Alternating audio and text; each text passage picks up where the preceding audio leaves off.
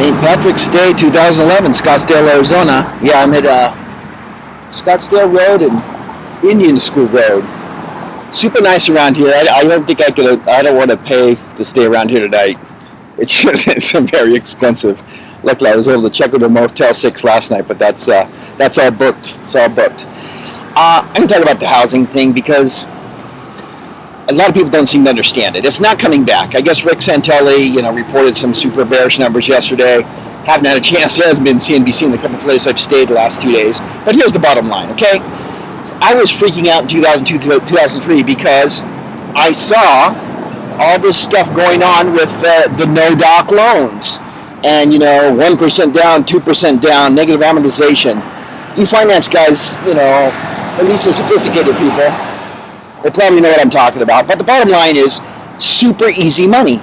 You're a school teacher making $30,000. You want to buy a $350,000 house in California? You can buy it. So that's why people are buying extra stuff in Stockton, et cetera, et cetera, et cetera. So what I did is, I remember I went out there when I first was getting started, and I shot video footage for my DVD in Stockton, which was going to collapse, and it did. And I interviewed actually a guy at Starbucks right there. So the bottom line is that easy money is finished. So right now, if the government really wanted to recover, they'd say, hey, let's have no-doc loans again. Let's let the lenders do negative amortization. Let's let the appraisers go and get appraised like whatever they want to appraise. If all that started up again, boy, the housing market would come back pretty quick. Fire truck. So, the bottom line is that the easy money is finished. The government is not returning it. In fact, they're draconian as far as holding on the money. Banks aren't lending, so it's not going to return. If we went back to the super easy money of Greenspan, but mostly the lending practices and the qualifications of 2003, 4, 5, and 6, be back really fast. But it ain't happening. Planned collapse on purpose, not coming back. In most areas, housing prices will continue to go.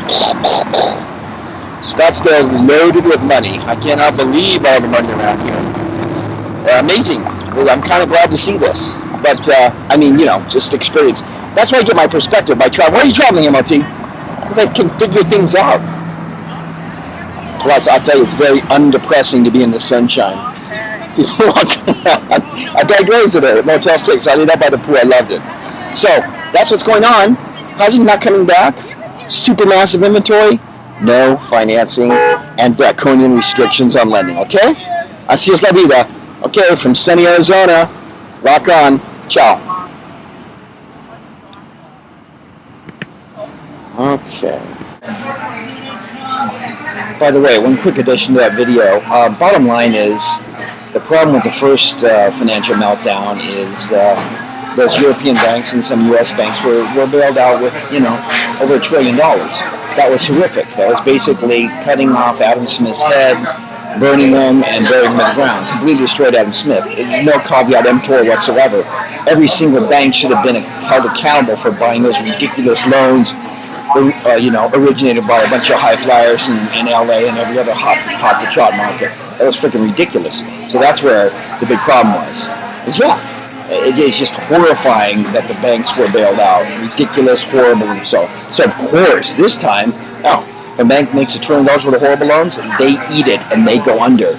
This whole too big to fail doctrine, completely part of the conspiracy, completely horrifying. And that's why the whole system's going down. It's completely obvious if you do the math. But in the beginning, in that first whole round where the banks were bailed out, completely wrong, completely just has nothing to do with free market. We're completely socialist. We're beyond communism in this country, in the United States. We're like a completely socialist country. And, taking money from the American taxpayer, foreclosing on their homes and then giving it to big banks, no bueno. So the solution this time would be those loans are made, caveat emptor, let the buyer beware, yes, with Adam Smith. It's too late to fix it. But, that's why it's not going to come back, and it's just going to crash more and more and more and more until, we'll cover that in another video. But no bank bailouts, completely wrong and immoral.